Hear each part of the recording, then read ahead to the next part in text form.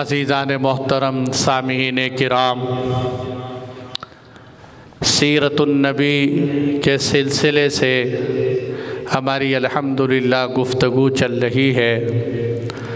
آج کے جمعے میں کئی عنوانات سامنے آئے، لیکن یہ سوچا کہ جمعے کا تسلسل نہ ٹوٹے، اسی لیے سیرت النبی کو ہی ترجیح دی کہ ایک دفعہ سب کے سامنے حضور صلی اللہ علیہ وسلم کی زندگی کی مکمل جھلک نظر آ جائے۔ اللہ جل جلالہ سے دعا ہے کہ وہ سیرت مصطفیٰ کے عنوان پہ صحیح گفتگو کرنے کی اور سیرت مصطفیٰ پہ ہم سب کو چلنے کی توفیق عطا فرمائے۔ میرے دوستو، یاد ہوگا کہ بات یہاں تک پہنچی تھی کہ آپ صلی اللہ علیہ وسلم نے 3 سال تک خفیہ دعوت دی۔ اس دعوت کے نتیجے میں صحابہ کی ایک مختصر جماعت تیار ہوئی جس کو قرآن والسابقون الاولون سے یاد کرتا ہے۔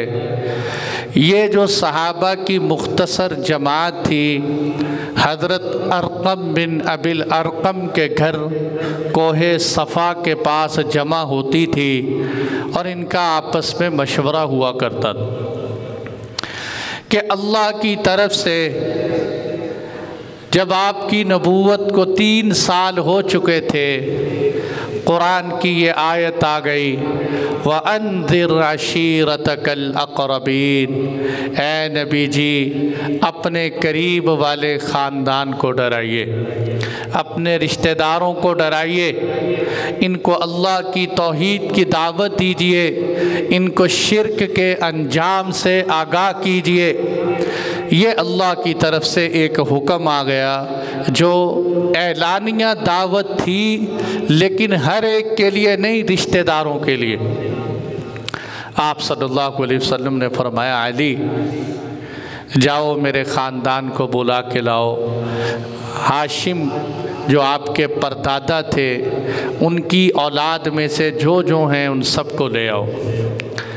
تقریباً 40-45 کے قریب افراد آئے۔ آپ صلی اللہ علیہ وسلم نے تھوڑے سے ستو، ایک گوشت کی دستی اور ایک دودھ کا پیالہ تیار کروایا مہمان نوازی کے لیے۔ حضرت علی رضی اللہ عنہ فرماتے ہیں کہ یہ کھانا اتنا تھا کہ ایک آدمی کھا سکتا تھا،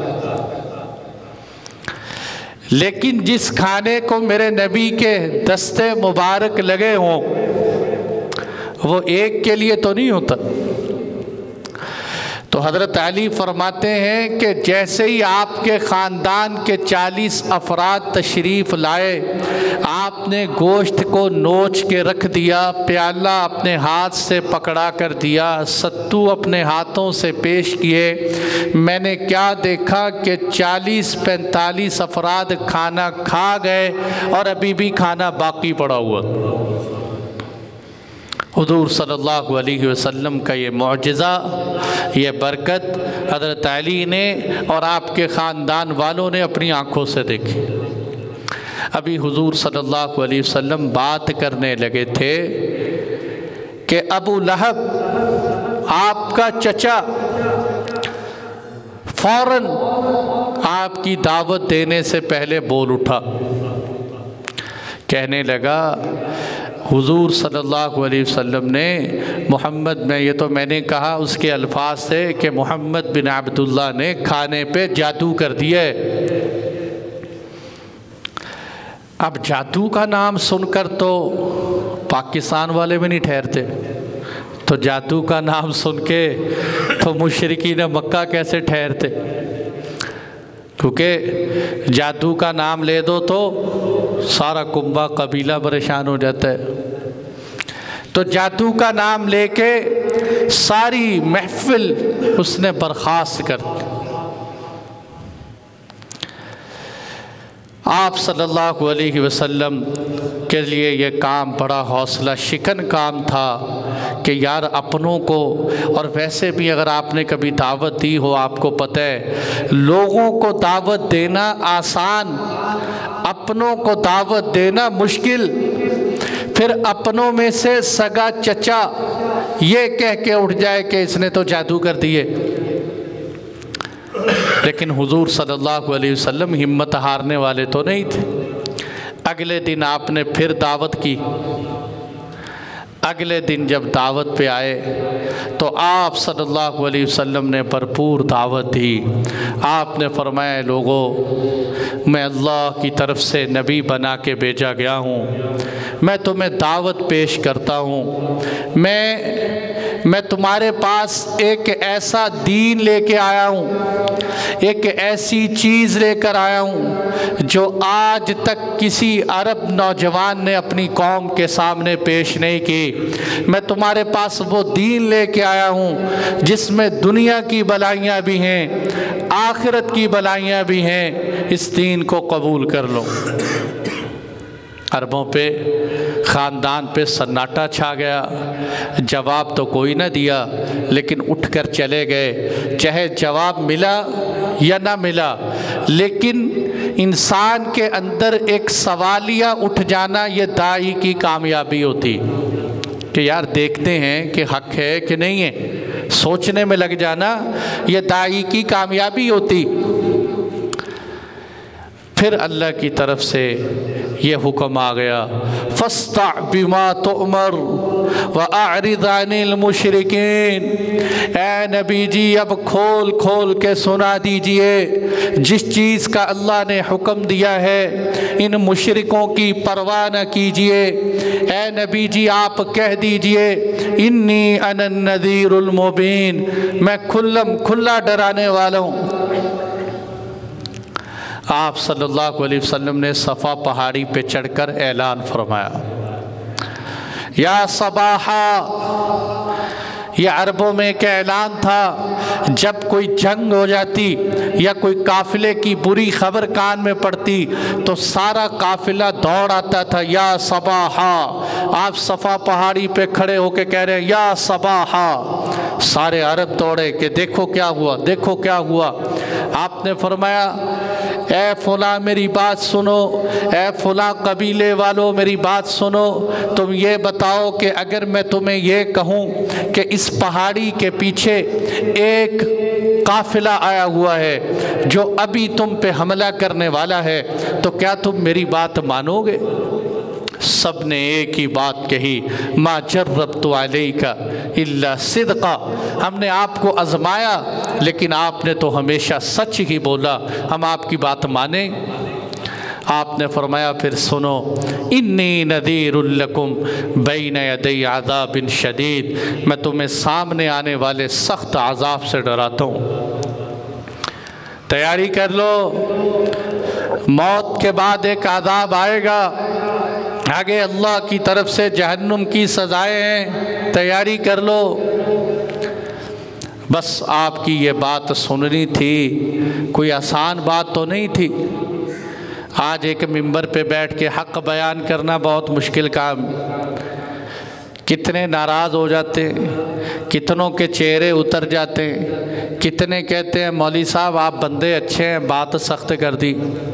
حضور صلی اللہ علیہ وسلم اس فضا میں، یہاں شرک ہی شرک ہو، یہاں ابو جہل جیسے بدماش موجود ہوں، یہاں ابو لہب جیسے ہوں، آپ صلی اللہ علیہ وسلم کا ادھر گھر، ادھر ابو لہب تھا، ادھر عقبہ بن ابی معیط تھا۔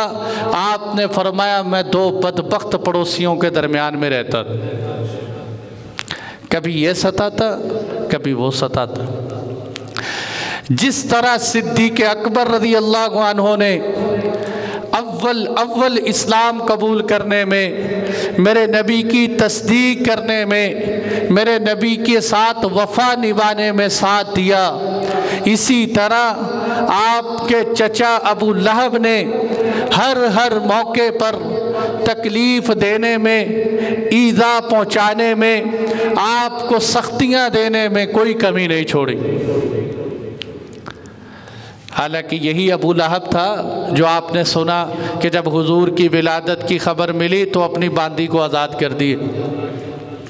اب جب آپ صلی اللہ علیہ وسلم دعوت دے رہے ہیں، ادھر سے ابو لہب پتہ کیا کہنے لگا؟ تبا لک سائر اليوم لہذا جمعتنا، تبا لک، ہلاکت ہے تیرے لیے، افسوس ہے تیرے اوپر، کیا تو نے ہمارا وقت ضائع کرنے کے لیے، اسی کام کے لیے ہمیں جمع کیا؟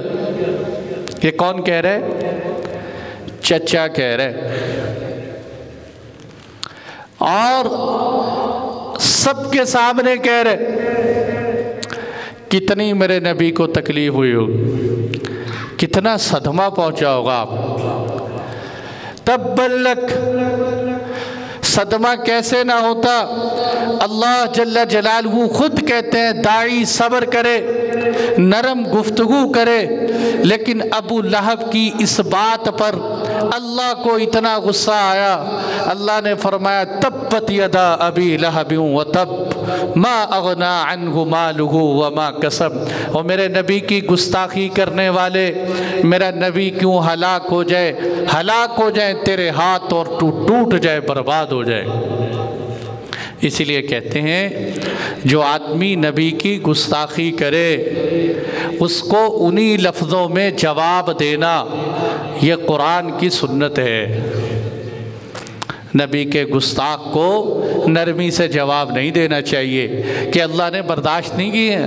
تبت یدا ابی لہب وتب، اس نے تو ایک دفعہ کہا تھا، اس نے تو میرے نبی کے بارے میں ایک دفعہ کہا تھا، اور کب سے اللہ کے محبوب جا چکے، 1400 سال بیت گئے، ہر مسجد میں امام نمازوں میں کہہ رہے، بچے حفظ کرتے ہوئے کہہ رہے، دنیا قرآن پڑھتے ہوئے کہہ رہی، اور قیامت کی صبح تک کہا جائے گا تبت یدا ابی لہب وتب۔ میرے نبی پہ بکواس کرنے والوں، تمہارے ہاتھ ٹوٹ جائیں، تم تباہ و برباد ہو جاؤ۔ پھر ابو لہب نہیں، اس کی بیوی ام جمیل، اس سے بھی بڑی بدبخت، انتہائی بخیل، کنجوس عورت، اور حضور کے رستے میں کانٹے بچھا دیا کرتی۔ آپ صلی اللہ علیہ وسلم کے گھر میں اپنے گھر کا کوڑا کچرا اکٹھا کر کے پھینکایا کرتی۔ اللہ نے کیسا عبرت کا نشان بنایا، وہ جو جنگل سے لکڑیاں اٹھا کے لاتی تھی نا، وہی رسی اللہ نے گلے میں ڈلوا کے مروا دی، عبرت کا نشان بنا دی۔ تو خیر مقصود یہ نہیں، وہ تو لمبا قصہ ہے۔ آپ صلی اللہ علیہ وسلم کو سب کے سامنے یہ کہہ کر مجلس برخاست ہو گئی، مجلس چلی گئی۔ اب آپ صلی اللہ علیہ وسلم دعوت دے رہے ہیں، اور آپ کو پتہ ہے کہ دشمنان دین یہ کیسے برداشت کر سکتے؟ اکٹھے ہو کے آئے آپ کے چچا ابو طالب کے پاس، کہنے لگے حضور سے اپنے بھتیجے کو سمجھائیے، آپ کا بھتیجہ ہمارے آبا و اجداد کو برا بھلا کہتے، ہمارے بتوں کو برا بھلا کہتے، ہم اپنے بتوں کے بارے میں ان کی زیادہ دیر تک عیب جوئی سن نہیں سکتے، آپ ان کو روکیے، اگر یہ رک جائیں تو ٹھیک ہے، ورنہ آپ بیچ میں سے ہٹ جائیے، ہمارا اور ان کا مقابلہ ہوگا، ہم ان سے جان چھڑوا لیں۔ آپ کے چچا نے بھی بات سنی، سننے کے بعد ان سے کہا چلو میں اپنے بھتیجے سے بات کرتا ہوں۔ آپ صلی اللہ علیہ وسلم کو بلایا، آپ اپنے چچا کے چہرے کو دیکھ کے سمجھ گئے، اور ظاہر سی بات ہے خاندان، برادری، قبیلہ، کنبہ اکٹھا ہو کے کسی کے پاس آئے کہ یہ کام نہ ہونے دو۔ آپ کے چچا کے چہرے پہ غم کے آثار تھے، آپ صلی اللہ علیہ وسلم دیکھ کے سمجھ گئے، آپ سمجھ گئے کہ اب چچا زیادہ دیر ساتھ نہیں دے سکتا۔ آپ کے چچا کہنے لگے بھتیجے ذرا ہاتھ نرم رکھ، ذرا ہاتھ، یہ میں نے اپنے الفاظ، کہتے ہیں مسجد اقصیٰ پہ مفتی صاحب ہاتھ ذرا نرم رکھا کرے، حالات ٹھیک نہیں۔ تو آپ صلی اللہ علیہ وسلم کو چچے نے کیا کہا؟ بتیجے نرمی کر، اتنی زیادہ حالات سنبھالے نہیں جائیں گے۔ آپ سمجھ گئے میرے نبی نے جو اس وقت جملے کہے، اور یہ کہنے کا حق تھا، اس لیے کہ حضور صلی اللہ علیہ وسلم کو اس دعوت سے اپنی جان سے بھی زیادہ محبت تھی، اور میرے نبی اس دعوت کو کیسے چھوڑ سکتے تھے جس پہ امت کی قیامت اور آخرت جڑی ہوئی تھی۔ اگر میرے نبی اس دعوت کو چھوڑ دیتے، آج جہنم کا ایندھن بننے سے انسانیت کو کون بچاتا؟ آپ صلی اللہ علیہ وسلم نے فرمایا چچا اگر یہ میرے دائیں ہاتھ پہ لا کے سورج رکھ دیں، میرے بائیں ہاتھ پہ لا کے چاند رکھ دیں، اور یہ کہیں کہ اے محمد تو یہ دعوت کا کام چھوڑ دے، اللہ کی توحید کے نعرے لگانا چھوڑ دے، ہمارے بتوں اور شرک سے بیزاری چھوڑ دے، تو چچا میری بات کان کھول کے سنیے، میں اس وقت تک اللہ کا حکم سناؤں گا جب تک کہ اللہ کا دین غالب آ جائے یا محمد مصطفیٰ کی جان نکل جائے۔ میں اللہ کے نام پر یا اپنی جان قربان کروں گا یا اللہ کا دین پوری دنیا پہ غالب آ جائے گا۔ یہ بات کہہ کر میرے نبی جذبات میں بولے، اور جب یہ بات کہہ کے خاموش ہوئے، میرے محبوب کی آنکھوں سے آنسو نکل کر رخساروں پہ بہہ رہے۔ آپ ساتھ ساتھ رو رہے۔ کس کے سینے میں اتنا غم، کس کے سینے میں اتنی تڑپ، کون ہے امت کے لیے اتنے حالات سہنے والا؟ آج تو ہر بندہ کہتے ہیں اپنی اپنی قبر میں ڈلنا ہے جی، اپنی نماز پڑھو، دوسروں کو کہنے کا کیا فائدہ ہے؟ میرے نبی کو کیا ضرورت تھی اتنی قربانیاں دینے کی؟ آپ کی آنکھوں سے جب آنسو نکلے، خدا کی قسم کھا کے کہا جا سکتا ہے اس منبر مصطفیٰ پہ، ساری دنیا عبادت کر کر کے قربانیاں دیتی رہے، ان کی کھالیں ادھر جائیں، ان کے چمڑے اتر جائیں، ان چمڑوں کا ایک لباس پہنا دیا جائے، وہ لباس محمد عربی کو پہنایا جائے، تو یہ امت اللہ کی قسم محبوب کا ایک آنسو کا حق بھی ادا نہیں کر سکتی۔ یہ بہائے ہیں آپ نے امت کے لیے، رو پڑے میرے محبوب۔ آپ کے چچا نے آپ کا یہ جذبہ دیکھا، دیکھ کے کہنے لگے بتیجے تجھے جو سمجھ میں آتا ہے تو کر، جو دعوت دینی ہے تو دے، میں تیرا ہمیشہ ساتھ دوں، میں تیرا ساتھ دوں۔ کیا قربانی تھی چچے کی! بڑے بڑے لوگ انسان کا ساتھ چھوڑ جاتے ہیں۔ چاہے بھتیجے تو جو کرنا چاہے کر، میں تیرا ساتھ دوں۔ آپ صلی اللہ علیہ وسلم دعوت دے رہے ہیں۔ اب انہوں نے مشرکین نے سوچا کہ ہمیں کوئی پلاننگ چینج کرنی چاہیے۔ انہوں نے کیا پلاننگ چینج کی؟ اور یہاں اس سے پہلے ایک نکتے کی بات یاد رکھ لو میرے دوستو، بار بار یاد رکھنا کہ اسلام صرف زبان سے کہنے کا نام نہیں، دل سے مان لینے کا نام نہیں۔ جس طرح اللہ کو ایک ماننا ضروری ہے، اس طرح اللہ کے ماں سوا تمام مشرکین کا انکار کرنا بھی ضروری ہے۔ جس طرح محمد مصطفیٰ سے محبت عین ایمان ہے، اس طرح آپ کے نافرمانوں سے، آپ کے گستاخوں سے بیزاری کا اعلان کرنا بھی ایمان کا حصہ ہے۔ کلمہ دو جز ہے، لا الہ الا اللہ، اس بات بھی ہے، نفی بھی ہے۔ بعض لوگ توحید تو بولتے ہیں، اس بات بولتے ہیں، نفی بولتے ہی نہیں۔ کہتے ہیں نفی سے کوئی ناراض ہو جاتے ہیں، نفی بولنے سے تو مارے پڑتی ہیں۔ کوئی معبود نہیں۔ کلمے نے یہ تو نہیں کہا کہ میں ایک اللہ کو مانتا ہوں، بس کلمہ یہ نہیں ہے۔ اللہ کے سوا کوئی معبود نہیں، کوئی حاجت روا نہیں، کوئی مشکل کشا نہیں، کوئی اولاد دینے والا نہیں، کوئی بگڑی بنانے والا نہیں، کوئی کسی کو نفع نقصان پہنچانے والا نہیں۔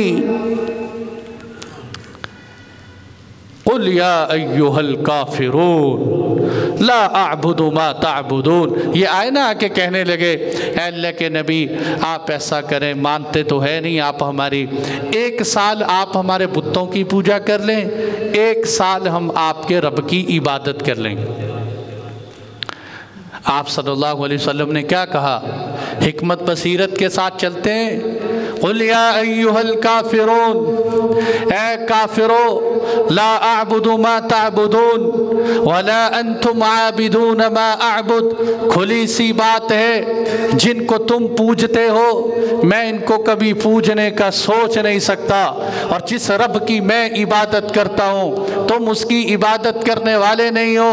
پھر کہو ولا انتم عابدون ما اعبد، اور آخر پہ کیا کہا؟ لکم دینکم ولی دین، تمہیں تمہارا دین مبارک ہو، مجھے میرا دین مبارک ہو۔ یہ کمپرومائز نہیں ہے، آج سب کے ساتھ ہی وفا ہے، غیر مسلم ہے کوئی بات نہیں۔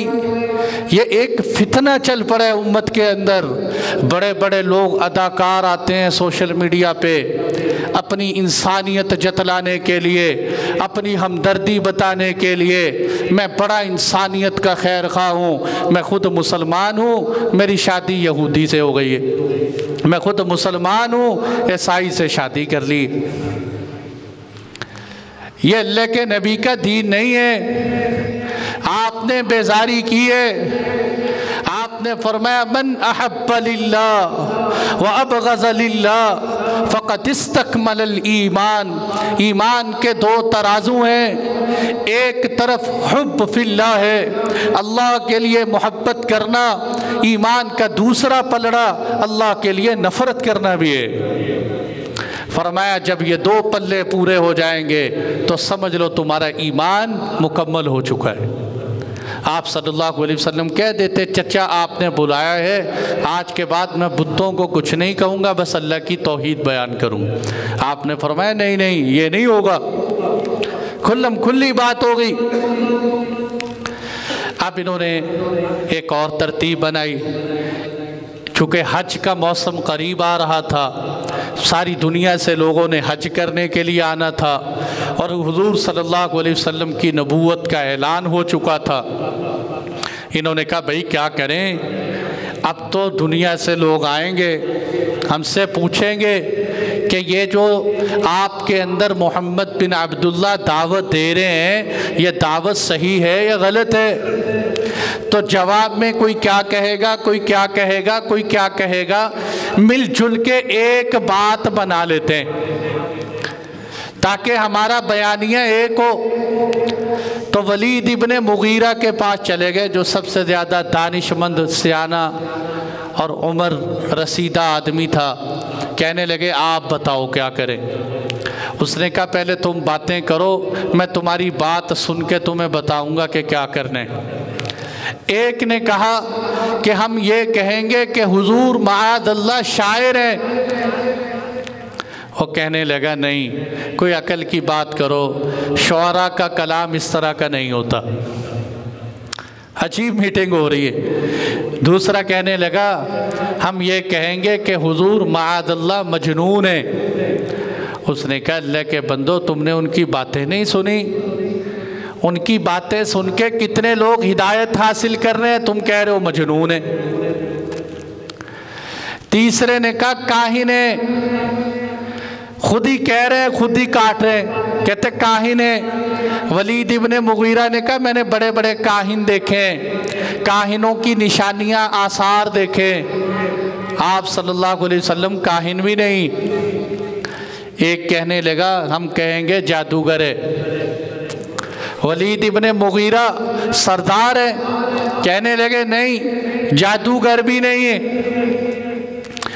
وہ کہنے لگے خدا کے بندے تو نے ساری باتیں ہی رد کر دی، کوئی حل تو بتا کیا کہیں۔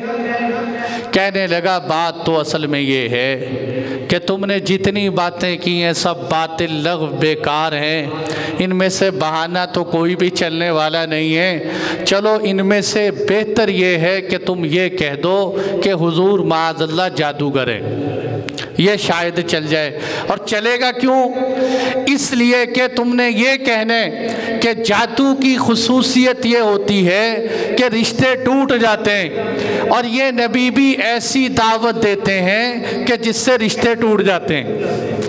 اور رشتے تو ٹوٹتے تھے، بیٹا ایمان لے آیا ماں باپ ٹوٹ گئے، ماں باپ ایمان لے آئے بیٹا ناراض ہو گیا، بھائی ایمان لے آیا بھائی نے چھوڑ دیا، ماموں ایمان لایا بھانجے کو چھوڑ دیا، تو یہ تو رشتے تو ٹوٹتے تھے۔ کہنے لگا یہ بہانہ چل جائے۔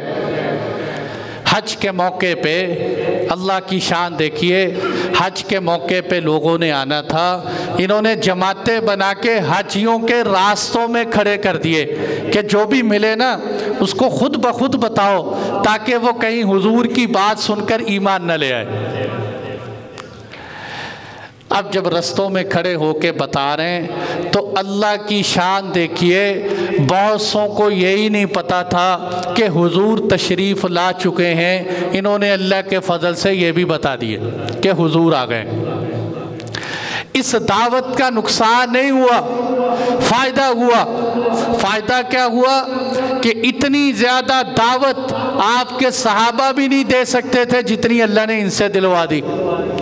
اسی لیے کہا جاتا ہے کہ اللہ چاہیں تو دین کا کام فاسقوں فاجروں سے بھی لے لیتے ہیں، اللہ اس دین کی مدد کسی سے بھی کروا سکتے ہیں۔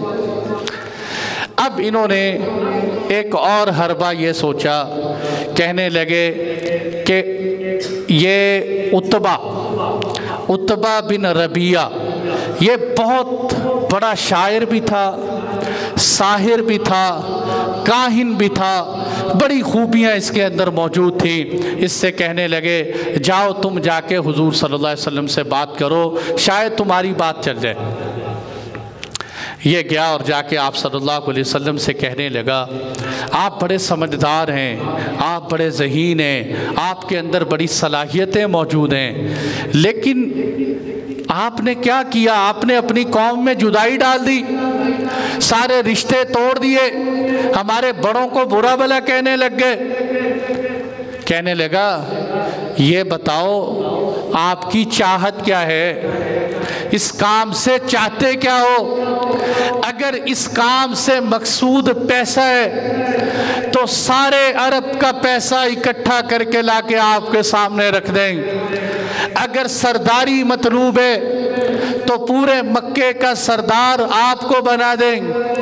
اگر کوئی شادی بیاہ کرنے کا ارادہ ہے تو عرب کی تمام حسینائیں لا کے آپ کے قدموں میں رکھ دیں گے۔ آپ کا مقصد کیا ہے بتائیے تو صحیح، اور اگر معاذ اللہ آپ کو جادو ہو گیا ہے تو بتا دیں ہم علاج کروا لیں۔ آپ صلی اللہ علیہ وسلم نے فرمایا تیری گفتگو پوری ہو گئی؟ اس نے کہا میری بات پوری ہو گئی۔ آپ نے فرمایا میری بات سنو۔ اچھا آپ نے نا جب اس کو دعوت دی، یہ میری طرف دیکھنا، یہ عتبہ بن ربیعہ یہ دونوں ہاتھ ایسے پیچھے رکھ کے نا ایسے اللہ کے نبی کی گفتگو سن رہے، ایسے آنکھیں کھلی ہوئی، دونوں ہاتھ پیچھے ہیں، وہ دعوت میں اب آپ کو سنا رہا ہوں۔ ہمیں تو چونکہ عربی نہیں آتی، نہ ہمارا اتنی کوئی وابستگی ہے، عرب سمجھتے ہیں کہ اس کے اندر کتنا وزن ہے۔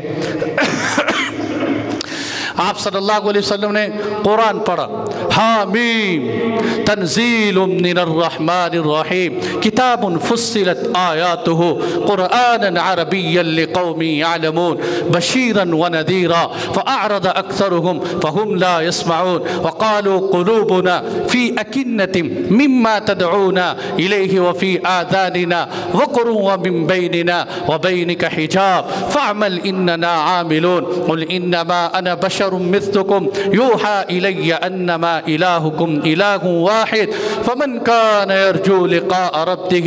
ये आप सल्लल्लाहु अलैहि वसल्लम सारा उसको कुरान सुना रहे। लंबा तकरीबन 2 रुकुओं पे मुश्तमिल कुरान है। हमारा जुमे का वक़्त कम है, चलते चलते आखिर पे आपने कुरान की आयत पढ़ी, फ़इन आरज़ू फ़कुल अंज़रतुकुम साइक़तम मिस्ल साइक़ति आद व समूद फ़इन अंज़रतुकुम। ये आपने एक बहुत बड़ा एटम मारा।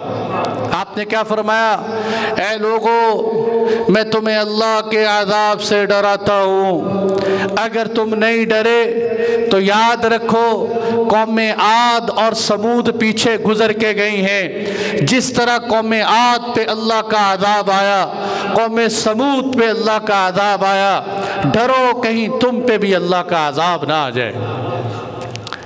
आपने जब ये कुरान की आयत पढ़ी ना, ये उतबा बिन रबिया अपनी जगह से उठा और उठ के हुजूर के चेहरे पे हाथ रखे, कहने लगा बस बस इससे आगे ना पढ़िए, बस। डर गया। कहने लगा इसलिए कि क्यों डरा, कहने डरा क्यों कि कहीं कौम आद और समूद की तरह अल्लाह का अज़ाब हम पर भी नाजिल ना हो जाए। आपको कहने लगा हम पे रहम कीजिए, बस कीजिए, इससे आगे नहीं, इससे आगे नहीं, क्योंकि कौम आद और कौम समूद ये अरबों के अंदर आई। इनके नक्शे अब भी पहाड़ों में नजर आते हैं। बड़ी बड़ी ताकतवर कौम आद। अलम तरा कैफ फ़अल रब्बुका बिआद इरम ज़ातिल इमाद अल्लती लम युख़लक़ मिस्लुहा फ़िल बिलाद व समूद अल्लज़ीना जाबुस्सख़्र बिलवाद व फ़िरऔन ज़िल औताद। कुरान कहते हैं ये तुम्हें 3 ताकतवर कौमों की मिसालें सुनाता हूँ जिनके पास टेक्नोलॉजी कम नहीं थी, पैसा कम नहीं था, इक़्तिदार की कमी नहीं थी, सब कुछ मौजूद था, अल्लाह ने नेस्तो नाबूद कर दिया। जाओ जाके कौम आद के खंडरात देखो, कौम समूद को देखो, जाओ जाकर फ़िरऔन को देखो जो अपने मिस्र पे रब होने का दावा किया करता था, जो कहा करता था अलैसा ली मुल्कु मिस्र व हादिहिल अनहारु तजरी, ये मिस्र मेरा है, ये बहती हुई नहरें मेरी हैं। जाओ जाकर फ़िरऔन के मिस्र को देखो, पानी पे अकड़ता था, पानी में डबो के अल्लाह ने मारा। कौम आद को देखो, कौम आद लंबे लंबे कद, 70-80 हाथ के बराबर कौम आद के कद थे। 300 साल मुतवस्सित उम्र होती थी कौम आद की। इतने ताकतवर थे, यूं खजूर के दरख्त को पकड़ते उखेड़ के फेंक देते थे। ताकतवर भी थे, पैसा भी पास था और अपनी इज्जत पर इनको नाज भी था। फिर वो वक़्त आया व इला आदिन अखाहुम हूदा, कौम आद की तरफ हूद अलैहिस्सलाम आए। फ़क़ाल या कौम अब्दुल्लाह मा लकुम मिन इलाहिन गैरु, ऐ मेरी कौम अल्लाह की इबादत करो, छोड़ दो अल्लाह के मा सिवा सबको।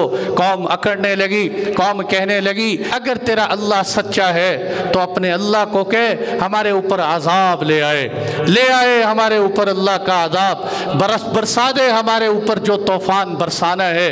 अकड़े, कैसा अजाब आया।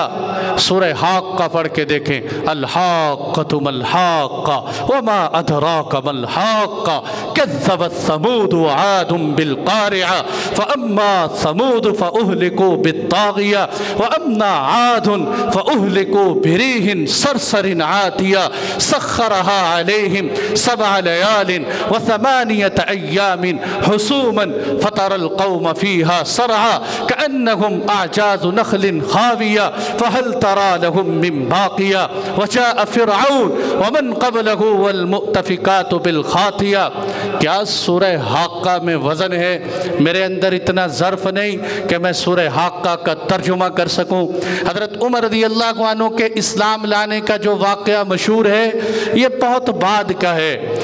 असल में इस्लाम लाने का सबब क्या था कि आपने अल्लाह के नबी से सूरह हाक़्क़ा सुनी थी। तर्जुमा पढ़ें इसका कभी। क्या कह रहे हैं अल्लाह? कौम समूद आई, قوم عاد آئی، مجھے جھٹلایا، مجھے نہ مانا، میرے آگے اکڑے، پھر میں نے کیا کیا؟ میں نے ہوا چلائی، ہوا چلائی، سخرہا علیہم 7 لیال، ایسی ہوا 7 دن 8 راتیں لگاتار ہوا چلتی رہی۔ اس ہوا نے بڑے بڑے قد آور لوگوں کو زمین سے اکھیڑتی تھی، پہاڑوں سے ٹکراتی تھی۔ یہ بڑے بڑے طاقتور لوگ پہاڑوں سے ٹکرا کر زمین پہ گرتے تھے، کھوپڑیاں اتر جاتی تھی، ان کی ناشیں ایسے ہو گئی تھیں۔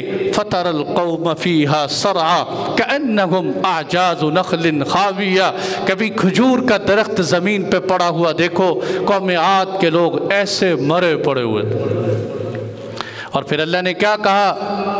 فَهَلْ تَرَى لَهُم مِّن بَاقِيَةٍ، ہے کوئی تم میں سے بچا ہو، کوئی میرے مقابلے میں آنے والا ہو تو آئے میرے سامنے۔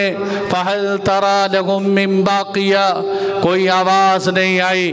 قوم عاد کے بعد قوم سمود آئی، قوم سمود اکڑی۔ قوم سمود نے کیا کہا؟ قوم سمود کہنے لگی کہ قوم عاد پہ عذاب آیا تھا اس لیے کہ ان کو گھر بنانے کا طریقہ نہیں آتا تھا۔ ہم تو بڑے انجینئر لوگ ہیں، ہم تو بڑے ٹیکنالوجی کے ماہر لوگ ہیں، انہوں نے پہاڑوں کو تراشا، پتھروں کو تراشا، پتھروں کے اندر گھر بنائے، پہاڑوں کے اندر گھر بنائے۔ کہ ہوا چلتی ہے نا تو ہوا زمین پہ آتی ہے، زمین پہ طوفان آتا ہے، پہاڑوں کے اندر تو اللہ کا عذاب نہیں آئے۔ ہائے ہائے، انسان کتنا نادان ہے۔ کیا اللہ کے پاس عذاب صرف ایک ہی چیز ہے؟ ہوا آئے گی۔ حضرت نوح علیہ السلام نے اپنے بیٹے سے کہا، اے میرے بیٹے، اللہ کا عذاب آنے والا ہے، بچ جا، توبہ کر لے۔ بیٹا کہنے لگا، ابا جان، اگر اللہ کا عذاب آئے گا، پانی کا عذاب آئے گا، میں پہاڑوں پہ چڑھ جاؤں گا، میں پہاڑوں پہ چڑھ کے بچ جاؤں گا۔ یہ اصل میں پہاڑ نہ سمجھو۔ آج میں اور آپ اس جمعے میں بیٹھ کے، اس مسجد میں بیٹھ کے سوچیں، ہر آدمی اپنے اپنے اسباب میں سوچے، اس کی دکان، اس کا کاروبار، اس کا بزنس، اس کی عزت، اس کی اتھارٹی، اس کا عہدہ، اس کے کندھے پہ لگے ہوئے سٹار اس کو اللہ کے عذاب سے نہیں بچا سکتے۔ اگر اللہ کی نافرمانی کرے گا، آج طاقت میں ہے تو کل اللہ ذلیل و خوار کر کے رکھ دیں گے۔ صبح کو بادشاہ ہے، شام کو جیل کی سلاخوں میں ڈال دیں۔ وہ چاہیں تو سڑک سے کسی بیکاری کو اٹھا کے تخت پہ بٹھا دیں۔ اسی کو اللہ کہتے ہیں، اسی کو طاقتور اور بادشاہ کہتے ہیں۔ کیا ہوا؟ پہاڑوں میں گھر بنائے کہ اندر پتھر ترا، وَثَمُودَ الَّذِينَ جَابُوا الصَّخْرَ بِالْوَادِ، چٹانوں کو توڑ دیے۔ یہ جائیں نا آپ عمرہ کرنے کے لیے سعودیہ کے شہر جا کے آپ پھریں، قوم سمود کے کھنڈرات ابھی بھی نظر آتے ہیں۔ تو اس میں پتھر تراش کے جب گھر بنائے، اب اللہ کی طرف سے عذاب کیسا آیا؟ ہوا کا نہیں، ہوا کا نہیں۔ فَأَخَذَتْهُمُ الصَّيْحَةُ بِالْحَقِّ، ایک فرشتہ آیا، فرشتے نے چیخ ماری، اتنی خطرناک چیخ تھی وہ کہ پہاڑوں کے اندر، پتھروں کے اندر بیٹھے ہوئے انسانوں کے کلیجے پھٹ گئے، ان کے چہرے نیلے پڑ گئے، ان کی شکلیں مسخ کر کے رکھ دیں اللہ تعالیٰ نے۔ یہ فَجَعَلْنَاهُمْ غُثَاءً، وہ اکڑنے والوں کو چیخ نے پکڑا۔ اب وہ قرآن کی آیت سنو جو میں نے آپ کو تھوڑا سا پس منظر سنایا کہ عتبہ بن ربیعہ اللہ کے نبی کے سن فَإِنْ أَنذَرْتُكُمْ فَقُلْ أَنذَرْتُكُمْ صَاعِقَةً مِثْلَ صَاعِقَةِ عَادٍ وَثَمُودَ، اے میری قوم میں تمہیں ڈراتا ہوں کہیں تم پہ اللہ کا عذاب ویسے نہ آ جائے جیسے قوم عاد پہ اور قوم سمود پہ آیا تھا۔ یہ بات سن کے عتبہ نے آپ کے چہرے پہ فوراً ہاتھ رکھ کے کہنے لگا، بس بس، اس سے آگے نہ پڑھیے، اس سے آگے نہ پڑھیے۔ آپ صلی اللہ علیہ وسلم خاموش بیٹھے رہے۔ عتبہ اٹھ کے چلا گیا۔ جب عتبہ محفل میں پہنچا، اب یہ سارے سردار بیٹھے انتظار کر رہے ہیں۔ جیسے ابو جہل نے دیکھا، ابو جہل دیکھ کے کہنے لگا، لگتا ہے عتبہ بھی ہاتھ سے نکل گئے۔ उत्बा भी हाथ से निकल गए। इसके चेहरे का रंग भी बता रहा है इसको भी कुछ हो गए, लगता है जादू का असर इन पे भी चल गए। उत्बा बिन रबिया का चेहरा देख के वो फौरन परेशान, कहने लगे, बिठाया उत्बा को, उत्बा बैठ जाओ। उत्बा कहने लगा, मैं आपको सही बात बताता हूँ कि तुम इस नबी से पंगे न लो, इनके रास्ते में ना आओ, इनकी रुकावट न बनो। ये जो दीन लेकर आए, ये जो कुरान लेके आए, वो जो वो गुफ्तगू करते हैं, अल्लाह की कसम वो गालिब आके रहे, वो गालिब आके रहे। तुम मुकाबला न करो, छोड़ दो उनको उनके हाल पे। अगर वो नबी मुस्तफ़ा गालिब आ गए तो इसमें तुम्हारी भी इज्जत है, इसमें तुम्हारी अरबों की हुकूमत है, इसमें तुम्हारे अरबों की चुतराहट है। लेकिन अगर वो नबी, उस नबी के नाराज़ होने पे अज़ाब आ गया तो हम में तुम में से बचने वाला कोई नहीं। उत्बा बिन रबिया की ये बात कितनी ख़तरनाक अंदाज से दिल पे लगी। तो मेरे दोस्तों, वक़्त चूँकि ख़त्म हो गया, गुफ्तगू तो अभी बहुत बाकी है। जैसे अल्हम्दुलिल्लाह हमारे तरतीब से सीरत मुस्तफ़ा के उन्वान पे जुमे चल रहे हैं, अगला जुमा भी इंशाअल्लाह यहीं से चलेगा। लेकिन आप सब हजरात से गुजारिश करूँगा और आखिर पे एक ऐलान भी करूँगा। गुजारिश भाइयों ये है, आप सब हजरात से गुजारिश है, मैं सबसे पहले अपने आप को कहता हूँ, मैं सिर्फ़ इस मिंबर पे जज्बात में या जोश में आने के लिए नहीं आता। मैं सबसे पहले अपनी ज़ात को मुखातब करके फिर आप सब हजरात को कहता हूँ, ओ भाइयों, इससे पहले पहले तौबा कर लो, इससे पहले पहले अल्लाह से सुलह कर लो कि दुनिया से जाने का वक़्त आ जाए, आँख बंद हो जाए। इससे पहले पहले अल्लाह को मना के चले जाएं, अल्लाह से सुलह करके चले जाएं। खुदा की कसम, एक दफ़ा माफ़ी मांगने की देर है। ज़मीन व आसमान को गुनाहों से भर दो, इस सारी रूए ज़मीन को गुनाहों से भर दो, जितने मर्ज़ी गुनाह करके चले जाओ। एक दफ़ा, बस एक दफ़ा, बस एक दफ़ा सच्चे दिल से तौबा कर लो। कह दो, या अल्लाह मेरी माँ, मैं तौबा करता हूँ, या अल्लाह मैं सुलह करता हूँ, या अल्लाह मैं आज के बाद आपसे टूटे हुए ताल्लुक़ को जोड़ता हूँ। अल्लाह की कसम, अल्लाह तुम्हें माफ़ नहीं करेगा, बल्कि अल्लाह तुम्हारे सारे गुनाहों को मिटा देंगे, लिस्ट ही ख़त्म कर देंगे, सफ़ाई मिटा देंगे, नक्शे ही ख़त्म कर देंगे। और क्या फरमाया, फिर उसके बाद अगर तुम नेक आमाल शुरू कर दो, अल्लाह तुम्हारे गुनाहों को भी नेकियों से बदल देंगे।